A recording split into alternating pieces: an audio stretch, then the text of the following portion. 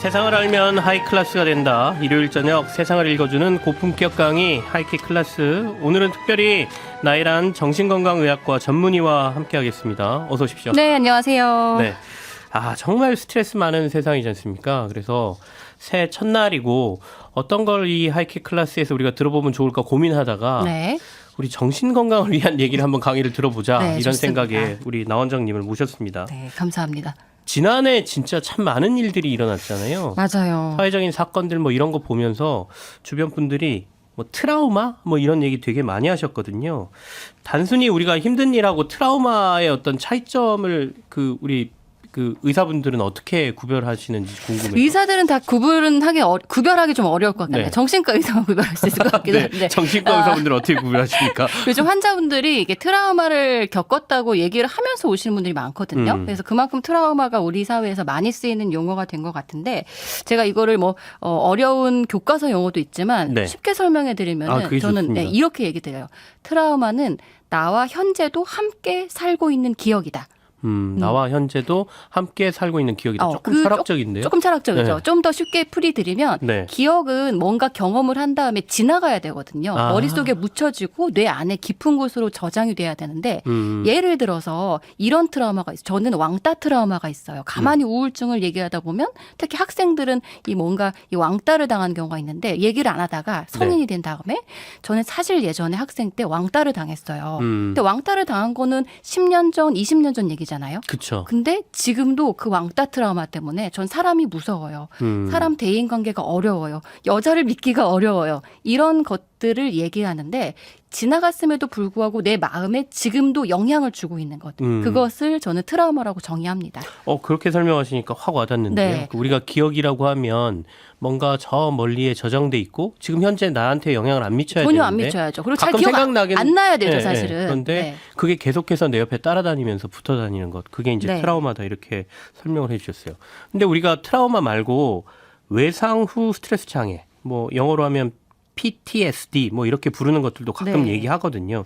그럼 트라우마하고 이 외상 후 스트레스 장애는 또 어떻게 다른 거? 사실 이 트라우마의 고전적인 정의는 내가 죽을 뻔하거나 죽음을 경험한 것 혹은 굉장히 강력한 그렇죠. 경험. 남이 죽는 걸 보거나 가까운 사람이 죽는 걸 보는 것을 의미를 하는데요. 그래서 이제 PTSD라고 하면은 P가 포스트거든요. 포스트 트라우마이기 때문에 외상이 지나갔는데도 불구하고 그걸 지금도 생생히 경험하고 있는 거예요. 아까랑 약간 다른데 트라우마는 내가 같이 사는지도 모르게 살고 있는 거고 PTSD라는 질병이 되려면 현재 영향을 받는 거죠. 좀 더 쉽게 설명을 드리면 공포 영화를 생각하시면 좋아요. 우리가 무서운 영화를 보러 갔는데 네. 너무 무서웠어요. 그래서 막 무섭게 끝났고 영화관을 나왔는데 영화 무서웠지. 그래 집에 가서 막 놀아요. 네. 그러면 이제 끝난 거예요. 근데 집에 갔는데 계속 그 영화가 생각이 나고 무서워서 어떡하지? 아까 그 장면 귀신 나올 것 같아. 화장실도 불 켜고 가야 돼. 이렇게 깜짝깜짝 놀라면 이것을 우리가 PTSD라고 하는 거죠. 쉽게 말하면. 그러면 방금 전에 말씀하신 게 PTSD는 질병이다라고 말씀하셨잖아요. 그렇죠. 예. 트라우마는 질병에 속하지는 않아요? 트라우마는 말 그대로 심리학적 용어인 것 같아요. 나에게 큰 영향을 주는 사건이고 그게 현재까지 나를 각성시키고 깜짝 놀라게 하고 그 사건을 자꾸 회피하게 하고 내가 그것만 들으면 가슴이 두근거리고 뇌가 무너지고 이 굉장히 만성적으로 위험한 질병이거든요. 그래서 하여튼 그런 PTSD를 겪고 계신 분이 있으면 빨리 치료를 사실 받는 게 뇌 생물학적인 변화를 위해서도 굉장히 필요합니다. 말씀하신 것처럼 이건 일종의 우리가 질병의 카테고리로 들어가 있는 거기 때문에 전문가들의 그렇죠. 도움을 받는 게 좋겠다라는 맞습니다. 말씀이시고 네. 힘든 일을 겪고 나면 상대적으로 억울함을 많이 느낀다라는 얘기를 제가 들은 그렇죠. 적이 있거든요. 네. 그러면 뭐 일종의 그런 거겠죠. 왜 하필 나지? 뭐 이런 그렇죠.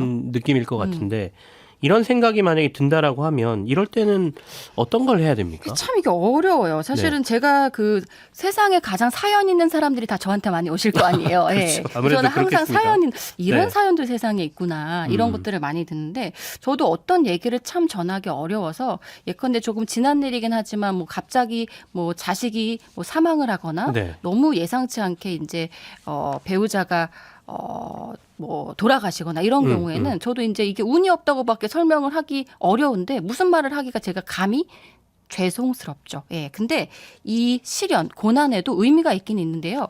사실은 두 가지를 기억을 하셔야 돼요. 이게 나에게만 일어나는 일은 아니다. 그리고 이게 나의 잘못은 아니다. 이 두 가지는 꼭 기억을 하셨으면 좋겠고, 보통 사람들이 이게 내가 정말 운이 없어서 나한테만 일어나거나 아니면 내가 뭔가 잘못해서 일어난 일이다라고 잘못 생각하기 쉽거든요. 그리고 이제 나머지 한 가지 가장 중요한 건 이 고난이 있을 때 내가 네. 이거를 잘 버텨내기만 하면 나에게는 이것을 이겨낼 수 있는 힘이 생기는데, 흔히 말하게 마음이 성장한다, 네. 뭐 영성이 성숙한다, 이런 버티기만 하면 회복 탄력성이라고 하는 것이 길러지기 때문에 사실 고난 자체가 피해가면 좋지만 지나간다고 해도 우리에게 도움을 줄 수도 있다고 제가 조금 이렇게 서포트를 해드립니다. 두 가지가 가장 중요하다라고 말씀하셨습니다. 나에게만 일어나는 일은 아니다. 네. 사실 어려운 생각은 아니거든요. 근데 본인이 아까 말씀하신 뭐 트라우마에 빠지거나 어떤 감정에 빠지기 시작하면 이런 감정을 끌어올리기가 힘든 거죠. 근데 나의 잘못도 아니다. 나의 잘못이 아니다. 굉장히 우울할수록 이런 생각을 하기가 쉽거든요. 근데 사실은 우리가 뭐 예전에 뭐 군주 시대의 절대군주라고 해도 몸에 네. 병이 나거나 아니면 뭐 전쟁이 나타나고 누가 배신할 수도 있고 사실 컨트롤을 완벽하게 할 수 있는 사람이 없거든요. 그래서 이거는 내 잘못은 아니고 나만 일어나는, 내가 정말 재수가 없는 사람은 아니다. 이 생각을 꼭 갖고 계시면 좋을 것 같아요. 아, 우리 네. 청취자 여러분들 이제 올 한 해 지내시면서도 뭐 경제도 어렵다고 하기 때문에 여러 가지 일들 겪으실 텐데 이 두 가지 꼭 기억하시기 바랍니다. 유튜브에 불량공주님께서 시간이 약 아닌가요? 이렇게 맞아요. 말씀하셨는데 시간이 약이 맞는데 제가 네. 얘기 드리고 싶은 거는 이 시간이 약이 되려면 아까 얘기한 것처럼 잘 버텨내는 힘이 있어야 되는데 그게 바로 우리가 요즘 긍정심리학에서 이야기도 하는 회복 탄력성, 그 레질리언스라는 개념이에요. 어떻게 버티느냐에 따라서 내가 더 크게 성장할 수도 있고 네. 여기서 우울증에 빠져서 난 정말 재수가 없는 사람이야 라고 자기 자괴감에 빠져들 수도 있는 거죠. 이제 그러면 회복 탄력성을 잘 길러야겠죠. 이제 이게 좀 궁금하게 되겠죠. 이게 회복 탄력성이라는 얘기가 이제 저도 책이나 이런 데서 가끔 들었던 단어인데 실패에 대해서 얘기할 때 이 회복 탄력성 얘기를 저도 읽은 기억이 있거든요. 그렇죠. 그러니까 네. 실패를 많이 하고 나서 이걸 겪고 나면 나의 회복 탄력성이 커진다라고 얘기하는데 그렇다고 해서 내가 회복 탄력성 키우기 위해서 계속 실패를 할 수는 없지 않습니까? 실패를 할 필요는 없죠. 네. 그렇지만 실패는 누구나 겪잖아요. 그러니까요. 그리고 이게 실패라는 게 굉장히 우리가 뭐 고난이라고 하면 꼭 사회적 재난이나 뭐 풍수재해를 생각하지만 실현하는 것도 뭐 연인을 떠내버리는 것도 주식에서 잃는 것도 승진에 누락되는 것도 왜 이렇게 주식에서 잃는다 하시니까 확 동감이 되죠? 그렇죠. 그리고 네. 약간 운이 없게 뭐 예를 들어서 윗집에서 뭐 혹은 아랫집에서 이렇게 뭐 층간 소음이 일어나는 그죠. 것도 뭐 이런 것들 다 나의 삶의 고난일 수 있거든요. 이 개인적인 모든 고난들이 있을 수 있는데 원래는 이 회복 탄력성이라는 것은 미국 심리학회 정의에 따르면 네. 그 어려운 삶의 경험에 성공적으로 적응하는 과정을 얘기를 해요. 근데 그게 적응하는 과정. 그렇죠. 정신적일 수도 있고 또 마음의 적응일 수도 있고 행동의 적응도 필요합니다. 근데 이제 이 회복 탄력성을 어떻게 기르냐 이게 굉장히 궁금하잖아요. 네. 가장 중요한 게 자기에 대한 믿음이 중요해요. 예. 이 믿음이 있어야지 이 시간을 버틸 수 있고 내가 나를 사랑해야지 내가 나를 버텨나갈 수가 있는 거죠. 자기애를 키워라. 그렇죠. 예. 근데 이것도 좀 어렵지 않나요? 아니 키우라 그래서 그 어렵지 않나요라고 반문하시면 제가 어떻게 대답을 하죠? 스스로 아유, 이렇게 안아줄까요? 네. 이게 어려운 게 제가 항상 이 뭔가를 이 진료실에서도 뭐 하세요, 하지 네. 마세요 이런 거에서 스트레스 받지 마세요, 우울하지 마세요 이런 말 정말 싫어해요. 저는 하지 말라는 거는 뭐 생각하지 마세요. 생각 안 했으면 병원에 안 왔죠. 그쵸. 그렇죠? 그러니까 저는 뭐뭐 하세요라고 그 어떤 도움을 드리는 걸 굉장히 중요하는데 이 자기 사랑이란 말이 굉장히 애매하거든요. 이 자기 사랑을 제가 구체적으로 한번 생각해 봤어요. 아, 이 좋습니다. 진료실에서 제가 네. 하는 방법인데 1번은 자기 용서를 해야 됩니다. 예. 특히 완벽주의적인 사람들은 내가 이거 좀 더 했어야 되는데 오늘 공부 더 했어야 되는데 일 더 했어야 되는데 이런 자기를 몰아붙이는 게 있는데 아니야. 누구누구야. 뭐 치영아 오늘 이 정도 했으면 됐잖아. 용서해 너를. 우리 어머니 같은. 네. 이렇게 하나 용서를 하시면 좋겠고요. 두 번째는 그렇게 되면 자기 연민. 쯔쯔쯔 네가 오죽하면 여기까지밖에 못했겠니. 그냥 너가 최선을 다했잖아. 이 정도면 쯔쯔쯔 하고 자기를 좀 연민으로 받아갔으면 좋겠고 네. 나머지는 세 번째 중요한 거는 그다음 자기 위로.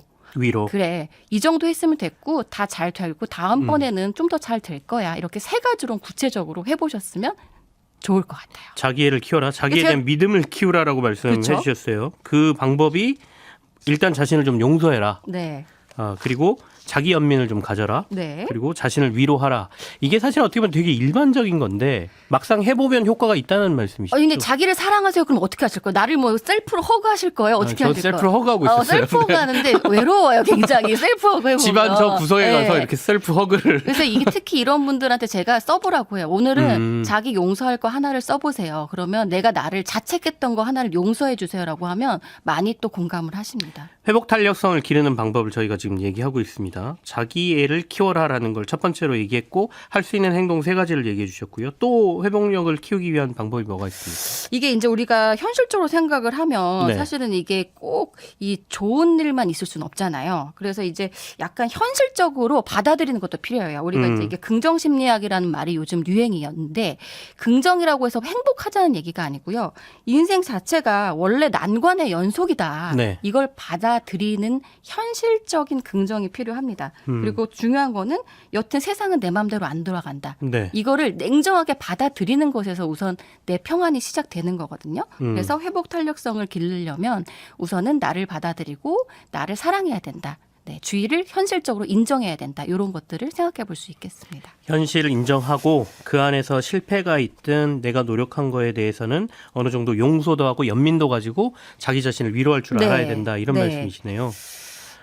참 어렵습니다. 네. 한번 올해 방금 전에 말씀하신 회복 탄력성을 기르기 위해서 어려움이 오면 저도 한번 도전을 해볼 테니까. 그리고 또 네. 하나 중요한 건 강점이라는 게 있어요. 강점은 이 강점, 약점처럼 장점, 단점이 아니거든요. 이 우리 그 기자님께서 게임을 해보셨을지 모르겠는데 게임으로 치면 아이템이에요. 이 사주로 치면 네. 약간 어떤 성향이 센지인데요. 아이템에 좋고 나쁜 건 없잖아요. 예, 내가 불아이템을 가졌는지 뭘 아이템 가졌는지. 그래서 그 강점을 가지고 활용하라는 건데요. 이 자신의 강점을 활용해라. 그렇죠. 약점이 아니라 예를 들어서 이런 비유가 있습니다. 어떤 내가 큰 배인데 네. 배에 어떤 순항을 해야 되는데 바람도 있고 파도도 내 마음대로 안 되잖아요. 인생의 역경이 있는데 네. 난 정말 좋은 배인데 하필 내 배에 구멍이 있어서 자꾸 물이 새는 거예요. 우리가 고전적인 약점이라고 하는데 옛날엔 그 약점을 보완하라고 했거든요. 네. 이 긍정 심리하면서 강점이라고 이야기하는 것은 이 내가 예를 들어서 아주 큰 돛이 있으면 돛을 활용해 바람을 활용해서 나아가고 만약에 내가 무슨 어벤져스처럼 노를 젓는 힘이 센 사람들이 많으면 노를 많이 젓고 반대로 엄청난 프로펠러가 있으면 그걸 활용해서 앞으로 나아가기만 하면 된다는 거죠. 약점을 보완하는데 힘을 너무 쏟지 말고 내가 강점이 있다면 도리어 그 강점으로 활용해서 더 나아가 내 버려라. 삶에 내가 갖고 있는 아이템, 무기는 어떤 것인지 찾아보라는 거죠. 야, 굉장히 중요한 말씀을 해주셨습니다. 미니의 김명장님께서 용서, 연민, 위로 아까 자신의 회복 탄력성을 기르는 방법으로 말씀해 주셨잖아요. 올해 한 해 키워드로 삼고 싶네요. 이렇게 말씀해 주셨습니다. 감사합니다. 자, 이제 뭐 여러 가지 올해 고통스러운 일도 있고 좋은 일도 있겠죠. 그러면 네. 좋은 일이 왔을 때 이걸 좀 더 긍정적인 에너지로 변화시키는 방법도 있습니까? 네. 이 좋은 것이 왔을 때 놓쳐서 또 약간 후회나 미련이 남을 때도 있고요. 네. 또 나쁜 게 왜 이렇게 지나가지 않을까라고 했을 수 있는데 이 비유적으로 정거장이라고 좀 생각하시면 좋을 것 같아요. 네. 정거장. 내 삶의 주인은 나고 내가 운전사인데 이 버스나 자동차를 운전하고 가면서 좋은 정거장을 지난 거예요. 그냥 그쯤인 거죠. 그리고 다음 정거장은 나쁠 수도 있는데 또 그뿐인 거예요. 그렇지만 나는 앞으로 가면 되는 거죠. 예. 네. 야, 오늘 뭐 좀 이렇게 스트레스가 해소되고 뭔가를 도움받은 느낌을 좀 받았는데요. 지금까지 나혜란 정신건강의학과 전문의와 함께 했습니다. 오늘 정말 고맙습니다. 네, 감사합니다. 새해 복 많이 받으세요. 네, 복 많이 받으십시오.